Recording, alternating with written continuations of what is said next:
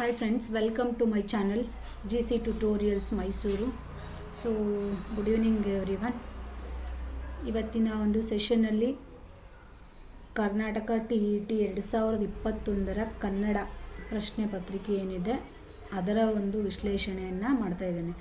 So ಈಗ already Karnataka TET 2022 paper ಇದೆ ನಮ್ಮ ಚಾನಲ್ನಲ್ಲಿ. ಇನ್ನೂವರೆಗೂ ಯಾರೆಲ್ಲ ನಮ್ಮ ಚಾನಲ್ನ ಸಬ್ಸ್ಕ್ರೈಬ್ ಮಾಡಿಲ್ಲ, ಸೊ ದಯವಿಟ್ಟು ಒಂದು ಸಬ್ಸ್ಕ್ರೈಬ್ ಮಾಡಿ, ಆಲ್ ಅನ್ನೋ ಒಂದು ಆಪ್ಷನ್ನ ಸೆಲೆಕ್ಟ್ ಮಾಡಿ. ನಾನು ಮಾಡ್ತಕ್ಕಂಥ ಎಲ್ಲ ಒಂದು ವೀಡಿಯೋಸ್ ಕೂಡ ನಿಮಗೆ ಬಂದು ತಲುಪೋದಕ್ಕೆ ಈಸಿ ಆಗುತ್ತೆ ಅಂತ ಹೇಳ್ತಾ, ಸೊ ಇವತ್ತಿನ ಒಂದು ಸೆಷನ್ನ ಸ್ಟಾರ್ಟ್ ಮಾಡೋಣ. ಸೊ ಇವತ್ತಿನ ಒಂದು ಸೆಷನ್ನಲ್ಲಿ ಈಗ ನೆಕ್ಸ್ಟು ಏನಿವಾಗ TET ಅಂತ ನಿಮಗೆ ಎಕ್ಸಾಮ್ ಕಾಲ್ ಆಗಿದೆ ಆಲ್ರೆಡಿ. ಸೊ ಈ TET ಎಕ್ಸಾಮ್ಗೆ ನಿಮ್ಮ ಎಲ್ಲರಿಗೂ ಉಪಯೋಗ ಆಗುವಂಥ ಒಂದು ಕ್ಲಾಸ್ ಇದಾಗಿರುತ್ತೆ. ಸೊ ಇವತ್ತಿನ ಒಂದು ಸೆಷನ್ನಲ್ಲಿ ನೋಡೋಣ. ಕನ್ನಡ ಭಾಷೆ 1. ಸೊ ಇದು ಕೂಡ ನಿಮಗೆ ಟೋಟಲ್ TETಯಲ್ಲಿ 150 ಮಾರ್ಕ್ಸ್ ಅಂತ ಇದ್ದರೆ 30 ಮಾರ್ಕ್ಸ್ ನಿಮಗೆ ಕನ್ನಡದಿಂದ ಬಂದಿರುತ್ತೆ. ಸೊ ಇಂಗ್ಲೀಷಿಂದ ಬಂದು ನಿಮಗೆ 30 ಮಾರ್ಕ್ಸ್ ಇರುತ್ತೆ. ಸೊ ನೆಕ್ಸ್ಟು ಸೈಕಾಲಜಿಯಿಂದ ಬಂದು 30 ಮಾರ್ಕ್ಸ್ ಇರುತ್ತೆ. ನಿಮ್ಮ ಒಂದು ಪರ್ಟಿಕ್ಯುಲರ್ ಸಬ್ಜೆಕ್ಟ್ ಯಾವುದಿರುತ್ತೆ, ಸೋಷಿಯಲ್ ಸೈನ್ಸ್ ಆಗಿರ್ಬೋದು, ಸೈನ್ಸ್ ಆ್ಯಂಡ್ ಮ್ಯಾಥ್ಸ್ ಆಗಿರ್ಬೋದು, 60 ಮಾರ್ಕ್ಸ್ ಇರುತ್ತೆ. ಸೊ ಇದಿಷ್ಟು ನಿಮಗೆ ಇಲ್ಲಿ ಈ ಒಂದು TETಗೆ ಸಂಬಂಧಪಟ್ಟಂತೆ ಇರೋವಂಥದ್ದು. ಸೊ ಈ ಒಂದು ಪ್ರಶ್ನೆ ಪತ್ರಿಕೆ 2021 ಪತ್ರಿಕೆ ಅಂತ ಏನಿದೆ ಅದನ್ನು ವಿಶ್ಲೇಷಣೆ ಮಾಡ್ತಾ ಹೋಗೋಣ. ಸೊ ಫಸ್ಟ್ ಪಾರ್ಟಲ್ಲಿ ಏನಿದೆ ಸೂಚನೆ, ಈ ಕೆಳಗಿನ ಗದ್ಯ ಭಾಗವನ್ನು ಓದಿ 1 ರಿಂದ 8 ಪ್ರಶ್ನೆಗಳಿಗೆ ಉತ್ತರಿಸಿ. ಸೊ ಈ ಒಂದು ಗದ್ಯ ಭಾಗವನ್ನು ಓದಿದರೆ ನಮಗೆ 1 ರಿಂದ 8ನೇ ಪ್ರಶ್ನೆವರೆಗೂ ಇದರಲ್ಲೇ ನಮಗೆ ಆನ್ಸರ್ ಸಿಗುತ್ತೆ ಅಂತ. ಸೊ ಈಗ ಏನು ಸ್ಟೋರಿ ನೋಡೋಣ ಇಲ್ಲಿ ಅಂದರೆ, ಒಂದು ಗದ್ಯ ಭಾಗವನ್ನು ಕೊಟ್ಟಿದ್ದಾರೆ, ಅದರಲ್ಲಿ 1 ರಿಂದ 8ನೇ ಪ್ರಶ್ನೆವರೆಗೂ ನಮಗೆ ಉತ್ತರ ಸಿಗುತ್ತೆ. ಸೊ ಇದು ಈಸಿ ಆಪ್ಷನ್. ಸೊ ಇದನ್ನು ಯಾರು ರಾಂಗ್ ಮಾಡೋದು ಬೇಡ ಅಲ್ವಾ. ಸೊ ನೋಡೋಣ ಈಗ. ಮಂಜಣ್ಣ ನಮ್ಮ ಮನೆಯ ಆಳು, ಬಹಳ ಹಳೆಯ ಮನುಷ್ಯ, ಅಂದರೆ ಸುಮಾರು 60 ವರ್ಷ. ಅವನ ಮುಖದ ತುಂಬ ಬಿಳಿಯ ಗಡ್ಡ, ಮೀಸೆ, ತಲೆಯ ತುಂಬ ಹಣ್ಣು ಕೂದಲು. ಅವನ ಗಡ್ಡವೇನೋ ಮಲೆನಾಡಿನ ಗರಿಗಳ ಮೇಲೆ ನಿಬಿಡವಾಗಿ ಬೆಳೆಯುವ ತರುನಿಕರದಂತೆ ಉದ್ದವಾಗಿ ನೀಳವಾಗಿರಲಿಲ್ಲ. ಬಯಲು ಸೀಮೆಯ ಗುಡ್ಡಗಳಲ್ಲಿ ಬೆಳೆಯುವ ವಿರಳವಾದ ಪೊದೆಗಳಂತೆ ಇತ್ತು. ಸುಲಭವಾಗಿ ಹೇಳುವುದಾದರೆ ಇಲ್ಲಿ ಇಲಿ ತರಿದಂತೆ ಇತ್ತು. ಅದಕ್ಕೊಂದು ಕಾರಣ ಇದೆ. ನಮ್ಮ ಮಂಜಣ್ಣ ಕ್ಷೌರಿಕರೊಡನೆ ಅಸಹಕಾರ ಮಾಡಿದ್ದ. ಅವನಿಗೆ ಕುಡುಗೋಲೆ ಮುಂಡನದ ಕೈದು ಮೀನ್ಸ್ ಆಯುಧ ಅಂತ. ಕೈದು ಅಂದರೆ ಆಯುಧ. ಪದಗಳ ಅರ್ಥನೂ ಕೂಡ ತುಂಬ ಇಂಪಾರ್ಟೆಂಟ್ ಆಗುತ್ತೆ. ಸೊ ಕೈದು ಅಂದರೆ ಆಯುಧ ಅಂತ ಅರ್ಥ. ಸೊ ಗಡ್ಡ ಉದ್ದವಾದ ಕೂಡಲೇ ಅದರ ತುದಿಯನ್ನು ಒಟ್ಟುಗೂಡಿಸಿ ಮಸೆತು ಹರಿತವಾದ ಕುಡುಗೋಲಿನಿಂದ, ಇದು ಒಂದು ಇಂಪಾರ್ಟೆಂಟ್, ಇದರ ಮೇಲೆ ಕ್ವೆಶ್ಚನ್ ಇದೆ ನೋಡ್ಕೊಳ್ಳಿ. ಕುಡುಗೋಲಿನಿಂದ ಚರಚರನೆ ಕೊಯ್ಯುತ್ತಿದ್ದ. ಬೆಳೆದು ಹಣ್ಣಾಗಿ ನಿಂತ ಭತ್ತದ ಪೈರನ್ನು ಸವರಿ ರಾಶಿ ಮಾಡುವಂತೆ ಅವನು ಏನು ಮಾಡ್ತಾ ಇದ್ದ, ಅವನ ಗಡ್ಡವನ್ನು ಕೊಯ್ದು ಹಾಕ್ತಾ ಇದ್ದ. ಯಾವುದರ ಮುಖಾಂತರ? ಕುಡುಗೋಲಿನ ಮುಖಾಂತರ. ಕೊಯ್ದು ಮೀನ್ಸ್ ಆಯುಧ, ಕೈದು ಮೀನ್ಸ್ ಆಯುಧ. ಸೊ ಅವನು ಆ ಕೈದು ಮುಖಾಂತರ ಏನು ಮಾಡ್ತಾ ಇದ್ದ, ಅವನ ಗಡ್ಡವನ್ನು ಕೊಯ್ದು ಹಾಕ್ತಾ ಇದ್ದ. ಯಾಕೆ ಅಂತ ಹೇಳಿದ್ರೆ, ಅವನು ಕ್ಷೌರಿಕರ ಮೇಲೆ ಏನು ಮಾಡಿದ್ದ, ಅವನು ಅಸಹಕಾರ ಅಂದರೆ ಮೀನ್ಸ್ ಅವ್ರು ಏನೋ ದ್ವೇಷ ಅಥವಾ ಅಸಹಕಾರ, ಚಳುವಳಿ ಅಂತ ಕೇಳಿದ್ರಲ್ಲ. ಸೊ ಅವರ ಮೇಲೆ ಒಂದು ಅಸಹಕಾರವನ್ನು ತೋರಿಸಿರೋದ್ರಿಂದ ಏನು ಮಾಡ್ತಾ ಇದ್ದ, ಅವನ ಒಂದು ಕುಡುಗೋಲಿನ ಸಹಾಯದಿಂದ ಅವನಿಗೆ ಬೆಳೆದಿರೋಂಥ ಗಡ್ಡಗಳನ್ನು ಏನು ಮಾಡ್ತಾ ಇದ್ದ, ಚರಚರನೆ ಕೊಯ್ದು, ಅದನ್ನು ಯಾವುದು ಹೋಲಿಸಿದರೆ ಭತ್ತದ ಪೈರುಗಳನ್ನು ನಾವು ಯಾವ ಥರ ಕೊಯ್ದು ಹಾಕ್ತೀವಿ ಹಣ್ಣಾದ ನಂತರ, ಸೊ ಆ ರೀತಿಯಾಗಿ ಅವನ ಗಡ್ಡವನ್ನು ಕೊಯ್ದು ಹಾಕ್ತಾ ಇದ್ದ. ಸೊ ಮಂಜಣ್ಣನೆಂದರೆ ನಮಗೆಲ್ಲ ಪ್ರಾಣ, ಏಕೆಂದರೆ ನಮಗೆಲ್ಲ ಅವನೇ ಕತೆಗಾರ. ಮಂಜಣ್ಣನೆಂದರೆ ಅವರಿಗೆಲ್ಲ ಪ್ರಾಣ ಅಂದರೆ ಇಲ್ಲಿ ಯಾರು ಹೇಳ್ತಾ ಇರೋದು, ಕವಿ ಮಾತಾಡ್ತಕ್ಕಂಥ ಒಂದು ಸಂದರ್ಭ ಆಯಿತಾ. ಆ ರುದ್ರಮೂರ್ತಿಯನ್ನು ನೋಡಿದ ಕೂಡಲೇ ಹುಡುಗರಾದ ನಮಗೆ ಅವನು ಆಳು ಎಂಬುದು ಮರೆತು ಹೋಗಿ ಅವನಲ್ಲಿ ಗುರುಭಾವ ಉಂಟಾಗುತ್ತಿತ್ತು. ಲವಕುಶರಿಗೆ ವಾಲ್ಮೀಕಿಯನ್ನು ಕಂಡರೆ ಯಾವ ಭಾವ ಉಂಟಾಗುತ್ತಿತ್ತೋ ಆ ಭಾವ ಅಂದರೇನು ನಮಗೆ ಗುರು, ನಮ್ಮ ಹಿರಿಯರಿಗೆ ಆಳು. ಸೊ ಅವರಿಗೆ ಏನಾಗ್ತಾಯಿದ್ರು, ಗುರು ಆಗ್ತಾಯಿದ್ರು. ಅವರ ಹಿರಿಯರಿಗೆ ಮಾತ್ರ ಅವರು ಆಳಾಗಿ ಕಾಣ್ತಾ ಇದ್ರು. ಸೊ ಅವನು ದಿನವೂ ಎಲ್ಲರಂತೆ ಕೆಲಸಕ್ಕೆ ಹೋಗಬೇಕಾಗಿತ್ತು. ನಾನು ಒಂದೊಂದು ಸಾರಿ ಹೀಗೆಂದು ಯೋಚಿಸುತ್ತಿದ್ದೆ, ನಾನು ಯಜಮಾನನಾದರೆ ಮಂಜಣ್ಣನಿಗೆ ಕತೆ ಹೇಳುವ ಕೆಲಸವೊಂದನ್ನು ಕೊಡುವೆನೆಂದು. ವೆರಿ ಇಂಪಾರ್ಟೆಂಟ್, ನೋಡ್ಕೊಳ್ಳಿ ಪಾಯಿಂಟ್. ಮುಗ್ಧಾಲೋಚನೆ. ನಾನು 7-8 ವರ್ಷದ ಹುಡುಗ, ಮಂಜಣ್ಣ 60 ವರ್ಷದ ಮುದುಕ. ನಾನು ಯಜಮಾನನಾಗುವ ತನಕ ಅವನು ಇರುವನೆಂದು. ಸೊ ಅವರೇನಾದರೂ ಯಜಮಾನ ಅಂತ ಆದರೆ ಸೊ ಈ ಮಂಜಣ್ಣನಿಗೆ ಒಂದು ಕತೆ ಹೇಳುವ ಕೆಲಸವನ್ನು ನಾನು ಕೊಡ್ತಾ ಇದ್ದೆ, ಬೇರೆ ಯಾವ ಕೆಲಸವನ್ನು ಮಾಡಲಿಕ್ಕೆ ಬಿಡ್ತಿರಲಿಲ್ಲ ಅನ್ನೋ ಒಂದು ಸಾರಾಂಶ ಇದರಲ್ಲಿ ಇದೆ. ಸೊ ಅವರು ತುಂಬ ಚಿಕ್ಕವರಾಗಿರೋದ್ರಿಂದ ಈ ಏನು ಮಂಜಣ್ಣ ಅಂತ 60 ವರ್ಷದ ವ್ಯಕ್ತಿ ನಾನು ದೊಡ್ಡವನಾಗೋವರೆಗೂ ಇರಬಹುದಾ ಅನ್ನೋ ಒಂದು ಏನೋ ಸಮಸ್ಯೆ ಹೌದಾ ಇರುವನೆಂದು ಭಾವಿಸಿದರೆ, ಅವರು ಇದ್ದರೆ ಏನಾದರೂ ನಾನು ದೊಡ್ಡವನಾಗೋವರೆಗೆ ನಾನು ಏನಂತ ಕೆಲಸವನ್ನು ಕೊಡ್ತಾ ಇದ್ದೆ, ಅವರಿಗೆ ಒಂದು ಕತೆ ಹೇಳೋ ಅಂಥ ಕೆಲಸವನ್ನು ಕೊಡ್ತಿದ್ದೆ ಅಂತ ಇಲ್ಲಿ ಲೇಖಕರು ಹೇಳಿದ್ದಾರೆ. ಅರ್ಥ ಆಗ್ತಿದೆಯಾ? ಪ್ರತಿದಿನ ಹೊತ್ತು ಎಷ್ಟು ಬೇಗ ಮುಳುಗುವುದೋ, ಪ್ರತಿದಿನ ಹೊತ್ತು ಅಂದರೆ ಆ ದಿನ ಸೂರ್ಯ ಯಾವಾಗ ಅಸ್ತವಾಗುತ್ತೆ ಮುಳುಗೋದು ಎಂದು ನಾವೆಲ್ಲ ಆರೈಕೆಯಿಂದ ಎದುರು ನೋಡುತ್ತಾ ಇರುತ್ತಿದ್ದೆವು. ಏಕೆಂದರೆ ಕತ್ತಲಾಗಲು ಮಂಜಣ್ಣ ನಮಗೆ ಕಥೆ ಹೇಳುತ್ತಿದ್ದ. ಸೊ ಕತ್ತಲಾಗ್ತಾ ಇದ್ದಂಗೆ ಮಂಜಣ್ಣ ಏನು ಮಾಡ್ತಿದ್ದ, ಈ ಚಿಕ್ಕ ಮಕ್ಕಳಿಗೆಲ್ಲ ಕಥೆಯನ್ನು ಹೇಳ್ತಿದ್ದ. ಅದರಿಂದ ಹೊತ್ತು ಯಾವಾಗ ಮುಳುಗಿ ಹೋಗುತ್ತೆ ಅನ್ನೋದನ್ನು ನಾವು ಕಾಯ್ತಾ ಇದ್ವಿ ಅಂತ ಇಲ್ಲಿ ಹೇಳಿದ್ದಾರೆ. ಸೊ ಮಂಜಣ್ಣನೆಂದರೆ ನಿಜವಾಗಿಯೂ ಕಥಾ ಶಿರಸ್ತಾಗರ. ಈ ಪಾಯಿಂಟ್ನ ನೆನ್ಪಿಟ್ಕೊಳ್ಳಿ. ಸೊ ಮಂಜಣ್ಣ ಎಂದರೆ ಕಥಾ ಶಿರಸ್ತಾಗರ. ಅವೆಲ್ಲ ಅವನ ಕಥೆಗಳೋ ಅಥವಾ ಅನ್ಯರಿಂದ ಕಲಿತವುಗಳೋ ಏನೋ. ಸೊ ಹೌದು, ಅವನ ಕಥೆನೋ ಅಥವಾ ಅವನು ಹೇಳ್ತಕ್ಕಂಥದ್ದು ಬೇರೆಯವರಿಂದ ಕಲಿತ ಒಂದು ಕಥೆನೋ ಅನ್ನೋದು ಗೊತ್ತಿರಲಿಲ್ಲ ನಮಗೆ ತಿಳಿಯೋದು. ಸೊ ಕಥೆಗಳಂತೂ ಅವನ್ನು ಕಲ್ಪವೃಕ್ಷವೇ ಸರಿ. ಸೊ ಅವ್ರು ಹೇಳ್ತಾ ಇರ್ತಕ್ಕಂಥ ಕತೆ ಕಲ್ಪವೃಕ್ಷದಂತೆ ನಮಗೆ ಕಾಣಿಸ್ತಾ ಇತ್ತು. ಮಂಜಣ್ಣ ಕತೆ ಹೇಳೋ ಎಂದು ಹೇಳುವುದೇ ತಡ.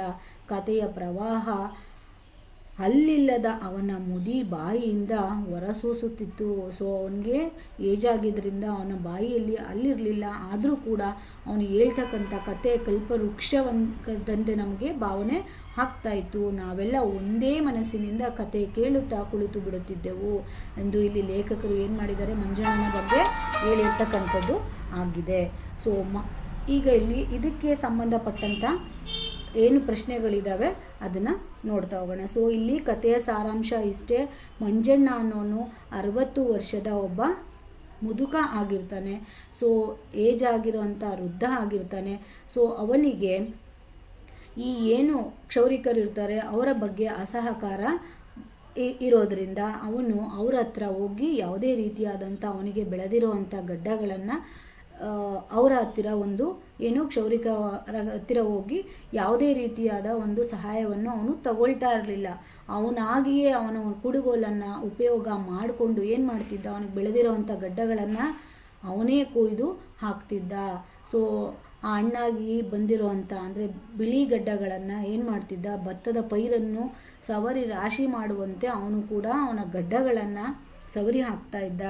ಸೊ ಈಗ ಇಲ್ಲಿ ಲೇಖಕರು ಆ ಏಜು ತುಂಬ ಚಿಕ್ಕದಿರೋದ್ರಿಂದ ಆ ದೊಡ್ಡವನಾದ ಮೇಲೆ ಆ ಮಂಜಣ್ಣ ಏನಾದರೂ ಇದ್ದರೆ ನಾನು ಅವನಿಗೆ ಕತೆ ಹೇಳುವ ಒಂದು ಕೆಲಸವನ್ನು ಕೊಡ್ತೀನಿ ಅನ್ನೋದು ಅವರ ಒಂದು ಮನಸ್ಸು ಇತ್ತು. ಸೊ ಎಲ್ಲರೂ ಸಾಯಂಕಾಲ ಆಗೋದನ್ನೇ ಕಾಯ್ದು ಮಂಜಣ್ಣ ಹೇಳುವಂಥ ಕತೆಗಳನ್ನು ಕೇಳೋದಕ್ಕೆ ತುಂಬ ಆಸಕ್ತಿಯಿಂದ ಕಾಯ್ತಾ ಇದ್ದರು. ಜೊತೆಗೆ ಅವನು ಹೇಳ್ತಕ್ಕಂಥ ಕತೆ ಕಲ್ಪವೃಕ್ಷಕ್ಕೆ ಸಮ ಅಂತ ಇಲ್ಲಿ ಕೂಡ ವರ್ಣಿಸಿದ್ದಾರೆ. ಅವರ ಕತೆ ನಿಜವಾಗಿಯೂ ಒಂಥರ ಕಥಾ ಶಿರಸ್ತಾಗರ ಇದ್ದ ಹಾಗೆ ಅಂತ ಕೂಡ ಇಲ್ಲಿ ವರ್ಣಿಸಲಾಗಿದೆ. ಸೊ ಅದರಿಂದ ಏನಾಗ್ತಾ ಇತ್ತು, ನಾವೆಲ್ಲ ಕೂತು ಮಂಜಣ್ಣನ ಕಥೆಯನ್ನು ತುಂಬ ಖುಷಿಯಿಂದ ಕೇಳ್ತಾ ಇದ್ವಿ ಅನ್ನೋದು ಇಲ್ಲಿ ಈ ಒಂದು ಕಥೆಯ ಅಥವಾ ಗದ್ಯ ಭಾಗದ ಒಂದು ಸಾರಾಂಶ ಆಗಿದೆ. ಅರ್ಥ ಆಗಿದೆಯಾ? ಸೊ ಈಗ ಪ್ರಶ್ನೆಯನ್ನು ನೋಡೋಣ. ಮಕ್ಕಳಿಗೆ ಮಂಜಣ್ಣನಲ್ಲಿ ಗುರುಭಾವ ಉಂಟಾಗಲು ಕಾರಣ ಏನು? ಸೊ ಅವನು ಗುರುಭಾವ ಅಂತ ಅಂದರೆ ಗುರುಗಳು ಅಂತ ತಿಳಿಯೋದಕ್ಕೆ ಮಕ್ಕಳೆಲ್ಲ ಏನು ಕಾರಣ ಅಂದರೆ ಅವರಿಗೆ ಏಜ್ ಆಗಿದ್ದಿದ್ದೇ ಕಾರಣ. ಅಂದರೆ ವೃದ್ಧನಾಗಿದ್ದುದರಿಂದ ಅವರು ಏನು ಮಾಡ್ತಾಯಿದ್ರು, ಮಂಜಣ್ಣನನ್ನು ವೃದ್ಧನಾಗಿದ್ದುದರಿಂದ ಅವರು ಗುರುಭಾವ ಮೂಡ್ತಾ ಇತ್ತು ಅವರಿಗೆಲ್ಲ. ಚಿಕ್ಕ ಮಕ್ಕಳಿಗೆ 10ರಿಂದ 12 ವರ್ಷದ ಮಕ್ಕಳಿಗೆ ಮಂಜಣ್ಣನನ್ನು ಕಂಡ್ರೆ ಮಂಜಣ್ಣ 60 ವರ್ಷ ಇದ್ದಿದ್ದರಿಂದ ಅವ್ರಿಗೆಲ್ಲರಿಗೂ ಮಂಜಣ್ಣ ಗುರು ಇದ್ದಂತೆ ಅನ್ನೋ ಥರ ಭಾಷೆ ಆಗ್ತಾಯಿತ್ತು. ಮಂಜಣ್ಣನೆಂದರೆ ಮಕ್ಕಳಿಗೆಲ್ಲ ಪ್ರಾಣ, ಏಕೆಂದರೆ ಅವರಿಗೆಲ್ಲ ಮನೆ ಕತೆಗಾರ ಅವನು. ಆ ವೃದ್ಧ ಮೂರ್ತಿಯನ್ನು ನೋಡಿದ ಕೂಡಲೇ ಮಕ್ಕಳಿಗೆಲ್ಲ ಅವನು ಹಾಳು ಎಂಬುದು ಮರೆತು ಹೋಗಿ ಅವರು ಏನು ಮಾಡ್ತಾಯಿದ್ರು, ಗುರುಭಾವ ಉಂಟಾಗ್ತಾ ಇತ್ತು. ಅವನು ಹಾಳು ಅನ್ನೋದನ್ನೇ ನೆನಪಾಗ್ತಾ ಇರಲಿಲ್ಲ. ಆ ಥರ ಒಂದು ಕಥೆಗಳನ್ನು ಮಂಜಣ್ಣ ಹೇಳ್ತಾ ಇದ್ದ. ಸೊ ಮಂಜಣ್ಣನ ಕತೆ ಕೇಳಲು ಮಕ್ಕಳು ಆರೈಕೆ ಇದು ಏನಾಗ್ತಾ ಇತ್ತು, ಏನಂತ ಕೇಳ್ಕೊತಾ ಇದ್ರು, ಮಂಜಣ್ಣನ ಕತೆ ಕೇಳಬೇಕು ಅಂತ ಹೇಳಿದ್ರೆ ಬೇಗ ಹೊತ್ತು ಮುಳುಗಲಿ ಅಂತ ಕೇಳ್ತಾ ಇದ್ರು. ಸೊ ಇಲ್ಲಿ ನಾವು ನೋಡಿದ್ದೀವಿ ಆಲ್ರೆಡಿ, ನಾನು ಒಂದೊಂದು ಪಾಯಿಂಟ್ಗೂ ನಿಮ್ಗೆ ಅಲ್ಲೇ ಹೇಳಿದೆ, ನೆನ್ಪಿಟ್ಕೊಳ್ಳಿ ಅಂತ. ಪ್ರತಿದಿನ ಹೊತ್ತು ಎಷ್ಟು ಬೇಗ ಮುಳುಗುತ್ತೆ ಅನ್ನೋದನ್ನೇ ಕೂಡ ಅವರು ಕಾಯ್ತಾ ಇದ್ರು ಮಕ್ಕಳು ಕಥೆನ ಕೇಳೋದಕ್ಕೋಸ್ಕರ. ಸೊ ಇಲ್ಲಿ ಈ ಒಂದು ಪ್ರಶ್ನೆಗೆ ಅದೇ ಉತ್ತರ. ಮಂಜಣ್ಣನ ಕತೆ ಕೇಳಲು ಮಕ್ಕಳ ಆರೈಕೆ ಇದು ಏನು, ಊಟ ಬೇಗ ಮುಗಿಲಿ ಅನ್ನೋದಲ್ಲ, ಬೇಗ ಹೊತ್ತು ಮುಳುಗಲಿ, ಬೇಗ ಮನೆಯವರು ಮಲಗಲಿ, ಕತೆ ಬೇಗ ಮುಗಿಯಲಿ ಎನ್ನುವುದು ಅಲ್ಲ, ಬೇಗ ಹೊತ್ತು ಮುಳುಗಲಿ ಎನ್ನುವುದು ಅದು 2ನೇ ಪ್ರಶ್ನೆಗೆ ಉತ್ತರ ಆಗಿದೆ. ಸೊ ಇದು 2ನೇ ಪ್ರಶ್ನೆ. ಆದರೆ 3ನೆಯ ಪ್ರಶ್ನೆ, ಮಂಜಣ್ಣ ತನ್ನ ಗಡ್ಡವನ್ನು ತೆಗೆಯಲು ಬಳಸುತ್ತಿದ್ದ ಆಯುಧ. ನಾನು ಮೊದಲೇ ಇಲ್ಲಿ ಹೇಳಿದೆ, ಅದಕ್ಕೆ ಅರ್ಥನೂ ಕೂಡ ಹೇಳಿದ್ದೀನಿ. ಯಾವ ಆಯುಧವನ್ನು ಬಳಸ್ತಾ ಇದ್ದ ಮಂಜಣ್ಣ? ಕುಡುಗೋಲನ್ನು ಬಳಸುತ್ತಿದ್ದ. ಅವನು ಬಳಸ್ತಿದ್ದಂಥದ್ದು ಯಾವುದಾಗಿದೆ ಆಯುಧ? ಕುಡುಗೋಲೇ ಅವನ ಒಂದು ಆಯುಧ ಆಗಿತ್ತು. ಕೈದು ಅಂದರೆ ಆಯುಧ. ಸೊ ಮಂಜಣ್ಣ ತನ್ನ ಗಡ್ಡವನ್ನು ತೆಗೆಯಲು ಬಳಸುತ್ತಿದ್ದ ಆಯುಧ ಯಾವುದಾಗಿದೆ? ಕುಡುಗೋಲು. ಸೊ ಇದು ಇದಕ್ಕೆ ಸರಿಯಾದ ಉತ್ತರ. ಸೊ ಇಲ್ಲಿ ನಾವು ಸ್ಟೋರಿಯಂ ಅಂದರೆ ಗದ್ಯ ಭಾಗವನ್ನು ಓದಿರೋದ್ರಿಂದ ಈ ಒಂದು ಸಾರಾಂಶ ನಿಮಗೆ ಬೇಕಾಗಿಲ್ಲ. ಬೇಕು ಅಂದವರು ಸ್ವಲ್ಪ ಸ್ಲೋ ಮಾಡಿದ್ದೀನಿ, ಈ ಒಂದು ಇದನ್ನು ನೋಡ್ಕೊಳ್ಳಿ ಆಯಿತಾ. ನಮ್ಮ ಮಂಜಣ್ಣ ಕ್ಷೌರಿಕರೊಡನೆ ಅಸಹಕಾರ ಮಾಡಿದ್ದರಿಂದ ಅವನಿಗೆ ಕುಡುಗೋಲೆ ಮುಂಡಣದ ಕೈದು ಆಯುಧವಾಗಿತ್ತು. ಗಡ್ಡ ಉದ್ದವಾದ ಕೂಡಲೇ ಅದರ ತುದಿಯನ್ನು ಒಟ್ಟುಗೂಡಿಸಿ ಮಸೆದು ಹರಿತವಾದ ಕುಡುಗೋಲಿನಿಂದ ಏನು ಮಾಡ್ತಾ ಇದ್ದ, ಚರಚರನೆ ಭತ್ತದ ಪೈಲನ್ನು ಫಸಲನ್ನು ಯಾವ ಥರ ಕುಯ್ತೀವಿ ಆ ಥರ ಕೊಯ್ದು ರಾಶಿಯನ್ನಾಗಿ ಮಾಡ್ತಾ ಇದ್ದ ಮಂಜಣ್ಣ. ಓಕೆನಾ. ನೆಕ್ಸ್ಟ್ ಬಂದು ಲೇಖಕರ ಪ್ರಕಾರ ಮಂಜಣ್ಣನೆಂದರೆ ಹೀಗೆ. ಏನಾಗಿದ್ದ ಅವನು? ಕಥಾ ಶಿರಸ್ಥಾಯಿ ಆಗಿದ್ದ. ಇಲ್ಲಿ ಹೇಳಿದ್ದೀನಿ ನಾನು, ಏನಾಗಿದ್ದ? ಕಥಾ ಶಿರಸ್ಥಾಯಿ. ಮಂಜಣ್ಣ ಏನಾಗ್ತಾ ಇದ್ದ ಅವರ ಪ್ರಕಾರ? ಕಥಾ ಶಿರಸ್ಥಾಯಿ. ಸೊ ಇಲ್ಲಿ ಮಂಜಣ್ಣ ಏನಾಗಿದ್ದ? ಕಥಾ ಶಿರಸ್ಥಾಯಿ. ಮಕ್ಕಳ ಪ್ರಕಾರ ಮಂಜಣ್ಣ ಒಬ್ಬ ಕಥಾ ಶಿರಸ್ಥಾಯಿ ಆಗಿದ್ದ. ಸೊ ಇದಕ್ಕೆ ಉತ್ತರ ಏನಾಗಿರುತ್ತೆ? 4ನೆಯ ಪ್ರಶ್ನೆಗೆ ಉತ್ತರ ಕಥಾ ಶಿರಸ್ಥಾಗರ ಅಂತ ಅನ್ನೋದು ಉತ್ತರ ಆಗಿದೆ.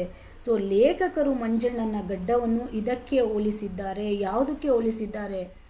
ಸೊ ಇಲ್ಲಿ ಫಸ್ಟ್ ಪ್ಯಾರಾದಲ್ಲೇ ಬಂತು, ಯಾವುದಕ್ಕೆ ಹೋಲಿಸಿದ್ದಾರೆ ಮಂಜಣ್ಣನ ಗಡ್ಡವನ್ನು? ಬಯಲು ಸೀಮೆಯ. ಅಂಡರ್ಲೈನ್ ಕೂಡ ಮಾಡಿದ್ದೀನಿ ನಾನು ಅಲ್ಲಿ. ಸೊ ಯಾವುದಕ್ಕೆ ಹೋಲಿಸಿದ್ದಾರೆ ಅವರು?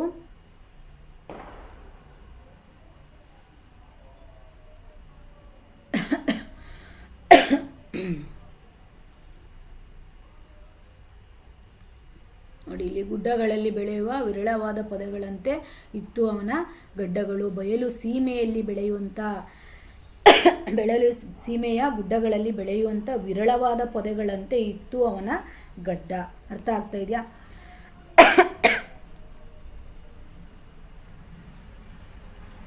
ಸೊ ಲೇಖಕರು ಮಂಜಣ್ಣನ ಗಡ್ಡವನ್ನು ಯಾವುದಕ್ಕೆ ಹೋಲಿಸಿದ್ದಾರೆ? ಬಯಲು ಸೀಮೆಯಲ್ಲಿ ವಿರಳವಾಗಿ ಬೆಳೆಯುವ ಪೊದೆಗೆ ಹೋಲಿಸಿರುವಂಥದ್ದು. ಇಲ್ಲಿ 5ನೇ ಪ್ರಶ್ನೆಗೆ ಉತ್ತರ 1ನೇಯದು ಆಪ್ಷನ್ ಆಗಿದೆ. ಚರಚರನೆ ಪದವು ಈ ವ್ಯಾಕರಣಾಂಶಕ್ಕೆ ಸೇರಿದೆ. ಯಾವ ವ್ಯಾಕರಣಾಂಶಕ್ಕೆ ಚರಚರನೆ ಎಂಬ ಪದ ಸೇರಿದೆ? ಯಾವುದು ಇದಕ್ಕೆ ಉತ್ತರ? ಚರಚರ. ಅದಕ್ಕೂ ಮುಂಚೆ ನಾವು ಇಲ್ಲಿ ಇರ್ತಕ್ಕಂಥ 4 ಆಪ್ಷನ್ಗಳನ್ನ ಕೂಡ ನೋಡೋಣ. ಸೊ ಇಲ್ಲಿ ಫಸ್ಟ್ ದ್ವಿರುಕ್ತಿ ಅಂತ ಇದೆ. ಆ ದ್ವಿರುಕ್ತಿ ಅಂತ ಹೇಳಿದ್ರೆ ಏನಾಗುತ್ತೆ? ಸೊ ಇದು ಆಪ್ಷನ್ ಅಲ್ಲ, ಕರೆಕ್ಟ್ ಆಪ್ಷನ್ ಬಂದು ನಮಗೆ ಅನುಕರಣಾವ್ಯಯ ಅನ್ನೋದು correct option. So first option ನೋಡೋಣ ನಾವು. ದ್ವಿರುಕ್ತಿ ಅಂತ ಹೇಳಿದ್ರೆ ಏನು? ದ್ವಿರುಕ್ತಿ, ದ್ವಿ ಅಂದರೆ ಎರಡು, ದ್ವಿ ಅಂದರೆ ಎರಡು. ರುಕ್ತಿ ಅಂತ ಹೇಳಿದ್ರೇನು? ಹೇಳಿಕೆ, ಹೇಳಿಕೆ. ದ್ವಿರುಕ್ತಿ ಅಂದರೆ ಎರಡು ಹೇಳಿಕೆ, ಅಂದರೆ ಎರಡು ಬಾರಿ ಹೇಳಿಕೆ ಅಥವಾ ಪುನರಾವರ್ತನೆ ಮಾಡುವುದು ಅಂತ ಅರ್ಥ. ಎಕ್ಸಾಂಪಲ್ ಯಾವುದು ಇದಕ್ಕೆ? ದ್ವಿರುಕ್ತಿಗೆ ಎಕ್ಸಾಂಪಲ್ ಮನೆ ಮನೆಗೆ, ಮನೆ ಮನೆಗೆ, ಇದು ಒಂದು ಎಕ್ಸಾಂಪಲ್. ಎರಡನೇ ಎಕ್ಸಾಂಪಲ್ ತಿಂಗಳು, ತಿಂಗಳು, ತಿಂಗಳು. ಎರಡು ಸರಿ ಬರ್ತಾ ಇದೆಯಾ ಇದು? ತಿಂಗಳು, ತಿಂಗಳು, ತಿಂಗಳಿಗೂ ಅನ್ನೋದು ಎರಡನೇ ಉದಾಹರಣೆ. ಮೂರನೇ ಉದಾಹರಣೆ ಯಾವುದು? ದಿನ, ದಿನಕ್ಕೂ, ಇದು ಮೂರನೇ. ಸೊ ನೋಡಿ ಇಲ್ಲಿ ನಮ್ಮ ಒಂದು ಹೇಳಿಕೆಯ ಪ್ರಕಾರ ದ್ವಿರುಕ್ತಿ ಅಂದರೆ ದ್ವಿ ಅಂದರೆ ಎರಡು, ರುಕ್ತಿ ಅಂದರೆ ಹೇಳಿಕೆ. ಸೊ ಎರಡು ಬಾರಿ ಹೇಳಿಕೆ. ಮನೆ ಮನೆಗೆ ಅಂದರೆ ಎರಡು ಬಾರಿ ಬಂತು, ತಿಂಗಳು ತಿಂಗಳಿಗೂ ಎರಡು ಬಾರಿ ಬಂತು, ದಿನ ದಿನಕ್ಕೂ ಎರಡು ಬಾರಿ ಬಂತು. ಸೊ ಇದರ ಪ್ರಕಾರ ಅಥವಾ ಇದಕ್ಕೆ ಸಂಬಂಧಪಟ್ಟಂತೆ ನಿಮಗೇನಾದರೂ ಡೌಟ್ಸ್ ಇದ್ದರೆ ನನ್ನ ಒಂದು ಇಂದಿನ ವಿಡಿಯೋಸ್ಗಳಲ್ಲಿ ಇದಕ್ಕೆ ಬೇಕಾಗಿರ್ತಕ್ಕಂಥ ಸುದೀರ್ಘವಾದ ಕ್ಲಾಸ್ಗಳು ಇದೆ. ದ್ವಿರುಕ್ತಿ ಅಂದ್ರೇನು, ಅನುಕರಣಾವ್ಯಯ ಅಂದ್ರೇನು, ಜೋಡಿ ಪದಗಳು ಅಂತ ಹೇಳಿದ್ರೇನು, ನುಡಿಗಟ್ಟುಗಳು ಅಂದರೆ ಏನು, ಅದಕ್ಕೆ ಉದಾಹರಣೆಗಳು ಎಲ್ಲವೂ ನಮ್ಮ ಚಾನಲ್ನಲ್ಲಿ ಲಭ್ಯ ಇದೆ. ಸೊ ಯಾರೆಲ್ಲ ನೋಡಿಲ್ಲ ದಯವಿಟ್ಟು ಇಂದಿನ ಒಂದು ಕ್ಲಾಸ್ಗಳನ್ನು ನೋಡಿ. ಎಲ್ಲದಕ್ಕೂ ನಿಮಗೆ ಸಿಗ್ತಾ ಹೋಗುತ್ತೆ. ಕ್ಲಾಸ್ ಅಂದರೆ ಏನು ನಿಮಗೆ ಬೇಕು ಅದು ಸಿಗ್ತಾ ಹೋಗುತ್ತೆ. ಅರ್ಥ ಆಗ್ತಿದೆಯಾ? ನೆಕ್ಸ್ಟ್ ಬಂದು ಇಲ್ಲಿ ಇನ್ನು ಒಂದಿದೆ, ಜೋಡಿ ಪದ ಅಂತ ಇದೆ. ಜೋಡಿ ಪದ ಅಂತ ಹೇಳಿದ್ರೇನು? ಜೋಡಿ ಅಂದರೆ ಎರಡು, ಜೋಡಿ ಅಂದರೆ ಏನು? ಎರಡು. ಪದ ಅಂದರೆ ನಿಮ್ಗೆ ಗೊತ್ತು ಅಂದರೆ ಶಬ್ದ ಅದು. ಸೊ ಹೀಗಾಗಿ ಎರಡು ಶಬ್ದ ಅಥವಾ ಜೊತೆಯಾಗಿ ಬರ್ತಕ್ಕಂಥದ್ದನ್ನು ನಾವೇನು ಮಾಡ್ತೀವಿ? ಜೋಡಿ ಪದ ಅಂತ ಕರಿತೀವಿ. ಎರಡು ಪದಗಳು ಸೇರಿ ಒಂದು ಹೊಸ ಅರ್ಥ ನೀಡುವಂಥ ಪದವನ್ನು ಜೋಡಿ ಪದ ಅಂತ ಕರಿತೀವಿ. ಅರ್ಥ ಆಗಿದೆ ಅನ್ಕೋತಾ ಇದ್ದೀನಿ. ಎರಡು ಪದಗಳು ಸೇರಿ ಒಂದು ಹೊಸ ಅರ್ಥ ನೀಡುವ ಪದವನ್ನು ಜೋಡಿ ಪದ ಅಂತ ಕರಿತೀವಿ. ಇದನ್ನು ಸಂಯುಕ್ತ ಪದ ಅಂತಲೂ ಕೂಡ ಕರಿತೀವಿ. ಜೋಡಿ ಪದವನ್ನು ಏನಂತ ಕರಿತೀವಿ?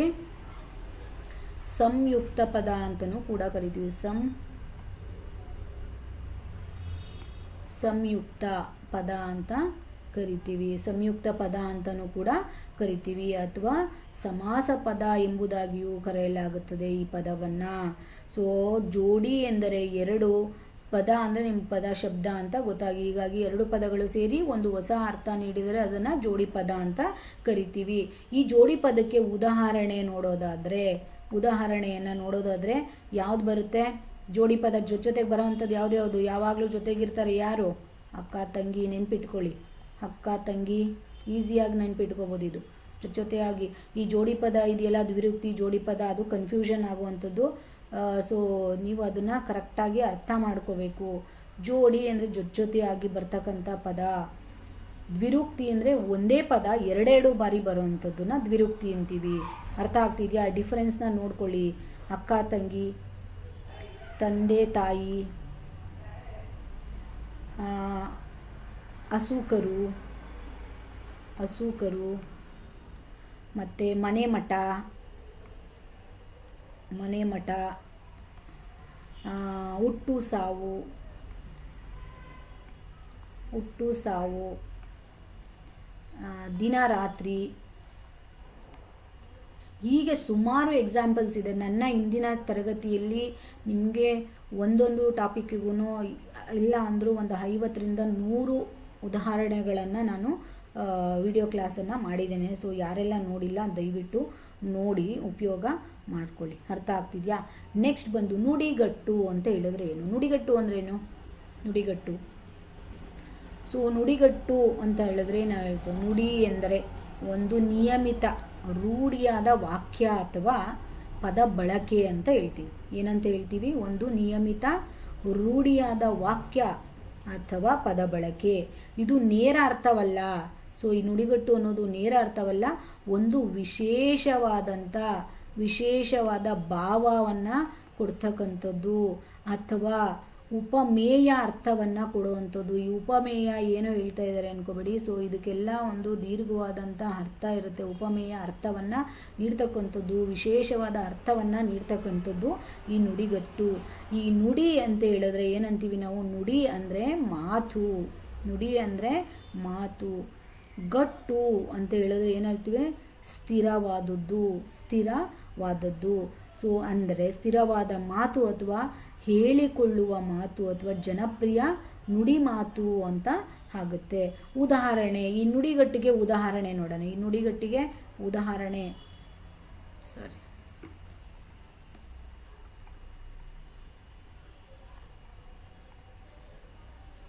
ಎಲ್ಲಿ ಬಂದ್ವಿ?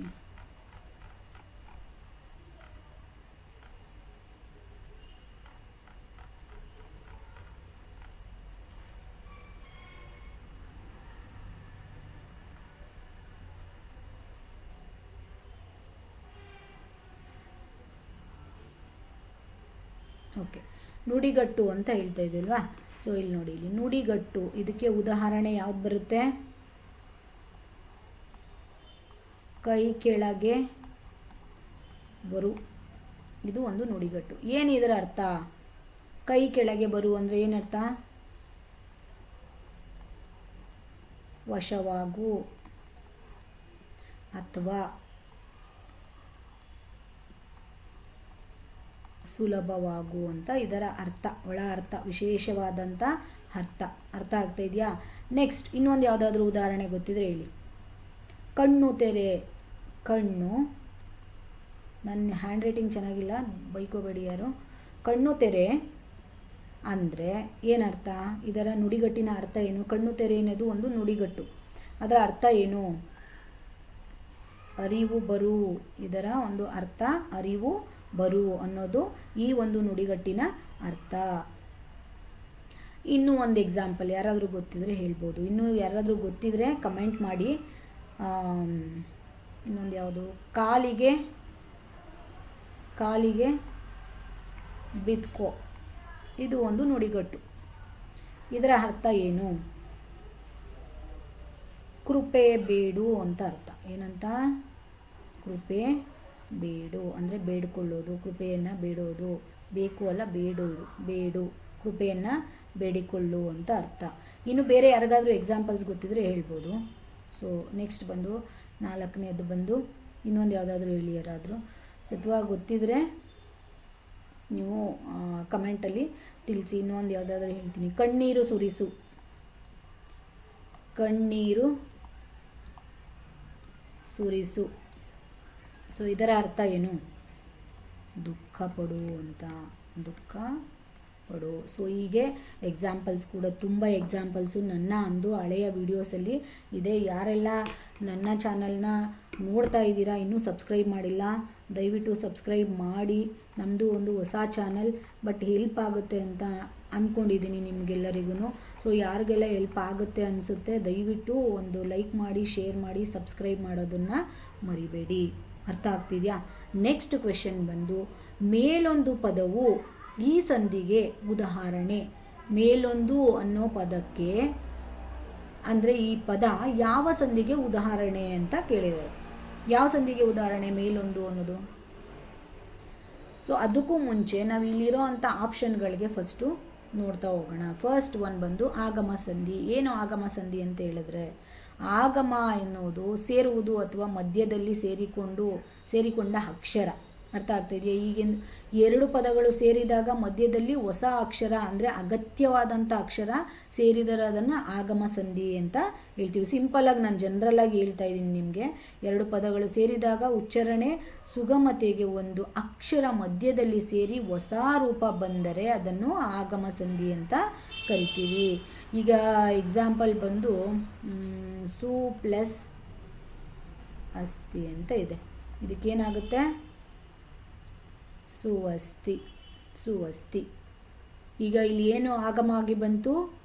ವ ಅನ್ನೋದು ಆಗಮ ಆಗಿದೆ. ಯಾವ ಅಕ್ಷರ? ವ ಅನ್ನೋದು ಆಗಮ ಆಗಿದೆ. ಅರ್ಥ ಆಗ್ತಿದೆಯಾ?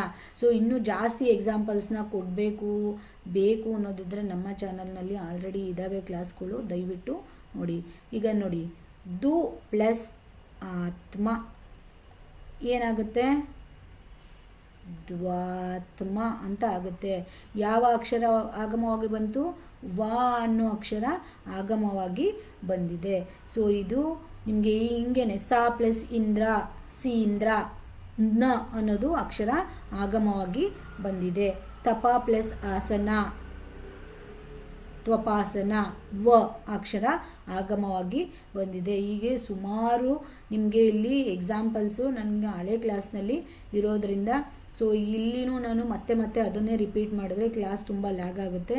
ಸೊ ಯಾರಿಗೆಲ್ಲ ಸಂಧಿಗಳ ಬಗ್ಗೆ ಆಗಿರ್ಬೋದು, ಸಮಾಸಗಳ ಬಗ್ಗೆ ಆಗಿರ್ಬೋದು, ನುಡಿಗಟ್ಟು, ಜೋಡಿ ನುಡಿ, ಈ ಥರ ಯಾವುದೇ ಅನುಕರಣ ವ್ಯಯ ಯಾವುದೇ ಕ್ಲಾಸ್ಗಳಿಗೆ ಸಂಬಂಧಪಟ್ಟಿದ್ದು ಆಗಿದ್ರೂ ಕೂಡ ನಮ್ಮ ಒಂದು ಇಂದಿನ ವಿಡಿಯೋಸ್ನಲ್ಲಿ ಚೆಕ್ ಮಾಡ್ಕೊಳ್ಳಿ. ಎಲ್ಲದಕ್ಕೂ ಸುದೀರ್ಘವಾದಂಥ ಕ್ಲಾಸ್ಗಳು ಇದ್ದಾವೆ. ನೆಕ್ಸ್ಟ್ ಬಂದು ಸಿಂಪಲ್ ಆಗಿ ಇನ್ನೊಂದು ಆದೇಶ ಸಂಧಿಯನ್ನು ನೋಡ್ಬಿಡೋಣ. ಈಗ ಆದೇಶ ಎಂದರೆ ಬದಲಾವಣೆ ಅಥವಾ ಪರಿವರ್ತನೆ. ಹೀಗಾಗಿ ಎರಡು ಪದಗಳು ಸೇರಿದಾಗ ಒಂದೇ ಅಕ್ಷರ ಅಥವಾ ಸ್ವರ ಬದಲಾಗುವ ಅಥವಾ ಪರಿವರ್ತನೆಗೊಳ್ಳುವ ಸಂಧಿಯನ್ನು ನಾವೇನಂತ ಕರಿತೀವಿ? ಆದೇಶ ಸಂಧಿ ಅಂತ ಕರಿತೀವಿ. ಹೇಳಿ. ಎರಡು ಪದಗಳು ಅಥವಾ ಎರಡು ಪದಗಳ ಸಂಧಿಯಲ್ಲಿ ಒಂದು ಅಕ್ಷರ ಬದಲಾಗುವ ಅರ್ಥ ಅಥವಾ ಪರಿವರ್ತನೆಗೊಂಡಾಗ ಅದನ್ನು ಆದೇಶ ಸಂಧಿ ಅಂತ ಕರಿತೀವಿ. ಸಿಂಪಲ್ ಆಗಿ ಹೇಳ್ತಾ ಇದ್ದೀನಿ, ನಾನು ಜನರಲ್ ಆಗಿ ಹೇಳ್ತಾ ಇರೋವಂಥದ್ದು. ಎರಡು ಪದಗಳ ಸಂಧಿಯಲ್ಲಿ ಒಂದು ಅಕ್ಷರ ಬದಲಾಗುವ ಅಥವಾ ಪರಿವರ್ತನೆಗೊಂಡಾಗ ಅದನ್ನು ನಾವು ಏನಂತ ಕರಿತೀವಿ? ಆದೇಶ ಸಂಧಿ ಅಂತ ಕರಿತೀವಿ. ಸಿಂಪಲ್ ಆಗಿ ಒಂದು ಉದಾಹರಣೆ ಹೇಳ್ಬಿಡಿ ಯಾರದು. ದೇವ ಪ್ಲಸ್ ಇಂದ್ರ, ದೇವ ಪ್ಲಸ್ ಇಂದ್ರ ಏನಾಗುತ್ತೆ? ದೇವೇಂದ್ರ, ದೇವೇಂದ್ರ. ಇದು ಯಾವುದಕ್ಕೆ? ಆದೇಶ ಸಂಧಿಗೆ ಉದಾಹರಣೆ. ಸು ಪ್ಲಸ್ ಆಚಾರ, ಸ್ವಾಚಾರ, ಸು ಪ್ಲಸ್ ಆಚಾರ, ಸ್ವಾಚಾರ. ಹೂ ಬದಲಾಗಿ ಯಾವ ಅಕ್ಷರ ಬಂತು ಅಲ್ಲಿ? ವ ಅಕ್ಷರ ಬಂತು. ಸು ಪ್ಲಸ್ ಆಚಾರ ಏನಾಗುತ್ತೆ? ಸ್ವಚಾರ. ಸತ್ಯ ಪ್ಲಸ್ ಏಕ, ಸತ್ಯೇಕ. ಇದು ಕೂಡ ಒಂದು ಉದಾಹರಣೆ.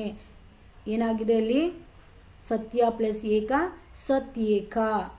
ಗುರು ಪ್ಲಸ್ ಉಪದೇಶ, ಗುರೂಪದೇಶ. ಇವೆಲ್ಲವೂ ಆದೇಶ ಸಂಧಿಗೆ ಉದಾಹರಣೆಗಳು. ಆದೇಶ ಸಂಧಿಗೆ ಉದಾಹರಣೆಗಳು. ಗುರೂಪದೇಶ, ಗುರು ಪ್ಲಸ್ ಉಪದೇಶ, ಗುರೂಪದೇಶ.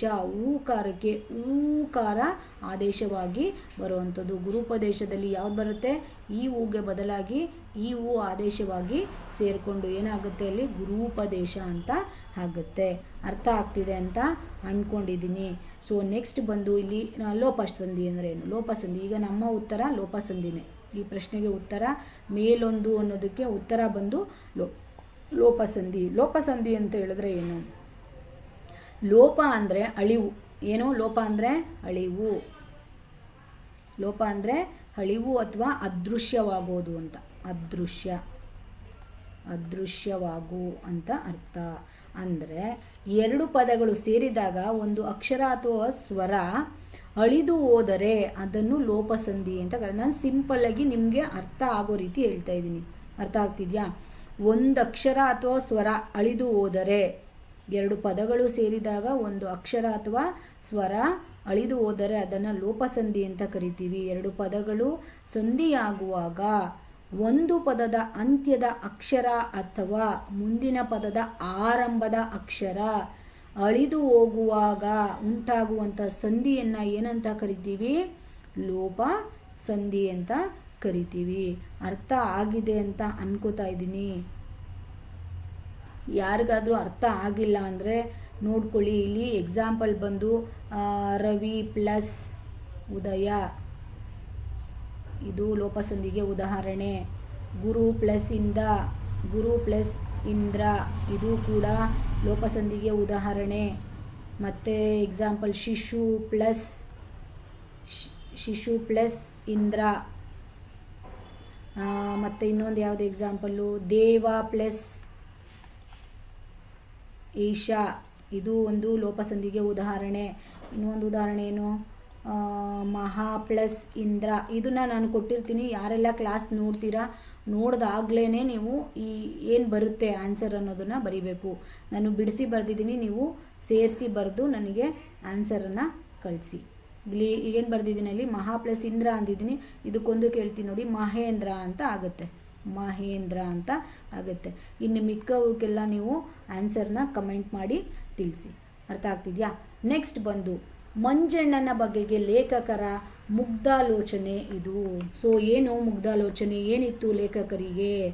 ಮಂಜಣ್ಣನಿಗೆ ಕತೆ ಹೇಳುವ ಕೆಲಸವೊಂದನ್ನು ಕೊಡುವುದು ಅವರ ಆಲೋಚನೆ ಆಗಿತ್ತು. ಯಾಕೆ ಅಂತ ಹೇಳಿದ್ರೆ ಮಂಜಣ್ಣ ಹೇಳ್ತಕ್ಕಂಥ ಎಲ್ಲ ಕತೆಗಳು ಅವರಿಗೆ ತುಂಬ ಇಷ್ಟ ಆಗ್ತಿತ್ತು. ಮತ್ತು ಅವರಿಗೆ ತುಂಬ ಏಜ್ ಆಗಿರೋದ್ರಿಂದ ಬೇರೆ ಯಾವ ಕೆಲಸವನ್ನು ಕೊಡೋದು ಬೇಡ, ನಾನೇನಾದರೂ ಅರಸ ಆದರೆ ಅಥವಾ ನಾನು ಯಜಮಾನ ಆದರೆ ಮಂಜಣ್ಣನಿಗೆ ನಾನು ಒಂದು ಕತೆ ಹೇಳುವಂಥ ಕೆಲಸವನ್ನು ಕೊಡ್ತೀನಿ ಅನ್ನೋವಂಥ ಮುಗ್ಧ ಆಲೋಚನೆ ಈ ನಮ್ಮ ಒಂದು ಲೇಖಕರಿಗೆ ಆಗಿತ್ತು.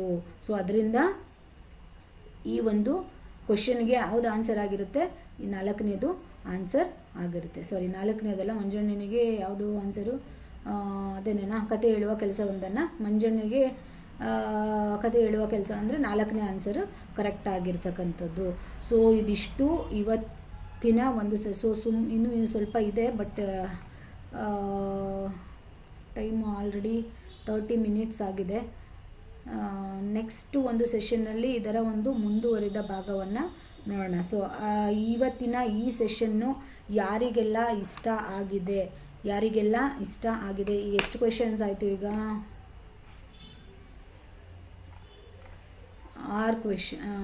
8 ಕ್ವೆಶನ್ ಆಗಿದೆ. ಸೊ 9ನೇ ಕ್ವೆಶನಿಂದ ನಾವು ನೆಕ್ಸ್ಟು ನೋಡ್ತಾ ಹೋಗೋಣ. 9ನೇ ಕ್ವೆಶನಿಂದ. ಸೊ ಇವತ್ತಿನ ಈಗ 8 ಏನು ಸೆಷನ್ ಇತ್ತು, ಆ ಒಂದು 8 ಕ್ವೆಶನಿಗೆ ಅಂದರೆ ಗದ್ಯ ಭಾಗ 8ನೇ ಕ್ವೆಶನ್ವರೆಗೂ ಇತ್ತು. 1ರಿಂದ 8ನೇ ಪ್ರಶ್ನೆವರೆಗೂ, 1ರಿಂದ 8ನೇ ಪ್ರಶ್ನೆ ಏನಿತ್ತು ಗದ್ಯ ಭಾಗ, ಅದಕ್ಕೆ ಸಂಬಂಧಪಟ್ಟಂಥ ಕ್ವೆಶನ್ಸನ್ನು ನಾವು ಮುಗಿಸಿದ್ದೀವಿ. ನೆಕ್ಸ್ಟ್ ಒಂದು ಪಾರ್ಟಲ್ಲಿ 9ನೇ ಕ್ವೆಶನ್ ಅಂದರೆ ಪದ್ಯ ಭಾಗ ಸ್ಟಾರ್ಟ್ ಆಗುತ್ತೆ ನಿಮಗೆ 15ನೇ ಪ್ರಶ್ನೆವರೆಗೂ. ಅಲ್ಲಿಂದ ನೆಕ್ಸ್ಟ್ ಒಂದು ಸೆಷನನ್ನು ಮಾಡೋಣ. ಒಂದೇ ಕ್ಲಾಸಲ್ಲಿ ಮುಗಿಸೋಣ ಅಂದ್ಕೊಂಡೆ. ಸೊ ಸ್ವಲ್ಪ ಎಕ್ಸ್ಪ್ಲೈನ್ ಮಾಡ್ತಾ ಟೈಮ್ ಜಾಸ್ತಿ ಆಯಿತು. ಸೊ ಯಾರಿಗೆಲ್ಲ ನಮ್ಮ ಚಾನಲ್ ಅಂದರೆ ನಾನು ಈಗ ನಿಮಗೆ ಹೇಳ್ತಾ ಇರೋದು ಏನಾದರೂ ಉಪಯೋಗ ಆಗುತ್ತೆ ಅನ್ನೋದಿದ್ದರೆ ದಯವಿಟ್ಟು ಇಲ್ಲಿವರೆಗೂ ಯಾರೆಲ್ಲ ಲೈಕ್ ಮಾಡಿ, ಶೇರ್ ಮಾಡಿ, ಸಬ್ಸ್ಕ್ರೈಬ್ ಮಾಡ್ಕೊಂಡಿಲ್ಲ ನನ್ನ ಚಾನಲ್ GC ಟ್ಯುಟೋರಿಯಲ್ಸ್ ಮೈಸೂರು, ಇಲ್ಲಿ GC ಅನ್ನೋದು ಬಿಟ್ಟೆ ಹೋಗಿದೆ, ಟ್ಯುಟೋರಿಯಲ್ಸ್ ಏನೋ ಆಗಿದೆ, GC ಟ್ಯುಟೋರಿಯಲ್ಸ್ ಮೈಸೂರು, ಇದು ನನ್ನ ಚಾನಲ್ ಆಗಿರುತ್ತೆ, ಸರಿನಾ? ಟ್ಯುಟೋರಿಯಲ್ಸ್ ಮೈಸೂರು ಇದು ನನ್ನ ಚಾನಲ್. ಸೊ ನಿಮಗೆ TETಗೆ ಸಂಬಂಧಪಟ್ಟಂಥ ಯಾವುದೇ ಕ್ಲಾಸ್ಗಳು ಬೇಕಿದ್ರೂ ನಾನು ಇನ್ನು ಎಕ್ಸಾಮ್ ಆಗೋ ತನಕ ಎಲ್ಲ ಒಂದು ಕ್ಲಾಸ್ಗಳನ್ನು ಅಪ್ಡೇಟ್ ಮಾಡ್ತಾ ಹೋಗ್ತೇನೆ. ಸೊ ಮುಂದಿನ ದಿನಗಳಲ್ಲೂ ಕೂಡ ಈ ಒಂದು ಕ್ಲಾಸ್ಗಳು ಬೇರೆ ಬೇರೆ ಎಕ್ಸಾಮ್ಸಿಗೆ ಲೈಕ್ KEಯಿಂದ ಕಾಲು ಆಗುವಂಥ ಎಕ್ಸಾಮ್ಸ್ ಆಗಿರ್ಬೋದು, KPSCಯಿಂದ ಕಾಲು ಆಗುವಂಥ ಗ್ರೂಪ್ C ಎಕ್ಸಾಮ್ಸ್ ಆಗಿರ್ಬೋದು, BA ಎಕ್ಸಾಮ್ಸ್ ಆಗಿರ್ಬೋದು, ಯಾವುದೇ ಎಕ್ಸಾಮ್ಸಿಗೆ SDA ಎಕ್ಸಾಮ್ಸ್ ಆಗಿರ್ಬೋದು, ಅಥವಾ FDA ಎಕ್ಸಾಮ್ ಆಗಿರ್ಬೋದು, PDO ಅಥವಾ VAO ಎಕ್ಸಾಮ್ಸ್ ಆಗಿರ್ಬೋದು, PSI ಆಗಿರ್ಬೋದು, PC ಎಕ್ಸಾಮ್ಸ್ ಆಗಿರ್ಬೋದು, ಎಲ್ಲ ಎಕ್ಸಾಮ್ಸಿಗೂ ಕನ್ನಡ ಅನ್ನೋ ಒಂದು ಟಾಪಿಕ್ ಇದ್ದೇ ಇರುತ್ತೆ. ಕನ್ನಡ ಗ್ರಾಮರ್ ಆಗಿರ್ಬೋದು, ಈ ಏನು ಜೋಡು ನುಡಿ ಆಗಿರ್ಬೋದು, ದ್ವಿರುಕ್ತಿ ಆಗಿರ್ಬೋದು, ಸಂಧಿಗಳು, ಸಮಾಸಗಳು, ನುಡಿಗಟ್ಟು, ವಿರುದ್ಧ ಪದಗಳು, ಸಮಾನಾರ್ಥಕ ಪದಗಳು, ಪದಗಳ ಅರ್ಥಗಳು, ಎಲ್ಲ ಕ್ಲಾಸಸ್ಸು ಕೂಡ ನಮ್ಮ ಚಾನಲ್ನಲ್ಲಿ ಲಭ್ಯ ಇದೆ. ಎಲ್ಲ ಫ್ರೀ ಆಫ್ ಕಾಸ್ಟ್ ಆಗಿರುತ್ತೆ. ನೀವು ದಯವಿಟ್ಟು ಹಂಗೆ ಫ್ರೀ ಅಲ್ವಾ, ನೀವು ಒಂದು ಲೈಕ್ ಮಾಡಿ, ಶೇರ್ ಮಾಡಿ, ಸಬ್ಸ್ಕ್ರೈಬ್ ಮಾಡಿಕೊಂಡು ನೋಡಿ, ಕಂಜೂಸ್ತನ ಮಾಡಬೇಡಿ. ಸೊ ನೋಡ್ತಾ ಇರ್ತೀರ, ಸಬ್ಸ್ಕ್ರೈಬ್ ಮಾಡಿರಲ್ಲ, ಲೈಕು ಕೂಡ ಮಾಡಿರಲ್ಲ. ಸೊ ಇಷ್ಟ ಆದರೆ ಲೈಕ್ ಮಾಡಿ, ನಿಮಗೆ ಕ್ಲಾಸ್ ಉಪಯೋಗ ಆಗ್ತಾ ಇದೆ ಅಂದರೆ. ಸೊ ಫೋರ್ಸ್ಫುಲ್ಲಿ ಏನು ಇದು ಮಾಡಬೇಡಿ. ಸೊ ಕ್ಲಾಸ್ ಇಷ್ಟ ಆಗಿದೆ ಅನ್ನೋದಾದರೆ ಅಥವಾ ಉಪಯೋಗ ಆಗಿದೆ ಸ್ವಲ್ಪನಾದರೂ ಅಂತ ಹೇಳಿದ್ರೆ 100ಅಲ್ಲಿ 50% ಆದರೂ ಯೂಸ್ ಆಗ್ತಿದೆ ಅಂದರೆ ಒಂದು ಲೈಕ್ ಮಾಡೋದ್ರಲ್ಲಿ ಏನೂ ಸಮಸ್ಯೆ ಇಲ್ಲ. ಸೊ ಲೈಕ್ ಮಾಡಿ, ಶೇರ್ ಮಾಡಿ, ಸಬ್ಸ್ಕ್ರೈಬ್ ಮಾಡ್ಕೊಂಡು ಸಪೋರ್ಟ್ ಮಾಡಿ ಅಂತ ಕೇಳ್ತಾ ಇವತ್ತಿನ ಈ ಸೆಷನ್ನ ಮುಗಿಸ್ತಾ ಇದ್ದೀನಿ. ಸೊ ನೆಕ್ಸ್ಟ್ ಒಂದು ಸೆಷನಲ್ಲಿ ಎಷ್ಟನೇ ಕ್ವೆಶನ್, ಅದು 8ನೇ ಕ್ವೆಶನ್ವರೆಗೂ ಬಂದಿದ್ದೀವಿ. ಸೊ 9ರಿಂದ 30ನೇ ಕ್ವೆಶನ್ವರೆಗೂ ಏನಿದೆ ಅದಷ್ಟನ್ನು ಕೂಡ ಮುಗಿಸೋಣ ಅಂತ ಹೇಳ್ತಾ ಇವತ್ತಿನ ಈ ಸೆಷನ್ನ ಇಲ್ಲಿಗೆ ಮುಗಿಸ್ತಾ ಇದ್ದೀನಿ. ಸೊ ನಾಳಿನ ಒಂದು ಸೆಷನ್ನಲ್ಲಿ ಮೀಟ್ ಆಗೋಣ ಅಂತ ಹೇಳ್ತಾ, so take care, bye, have a nice day.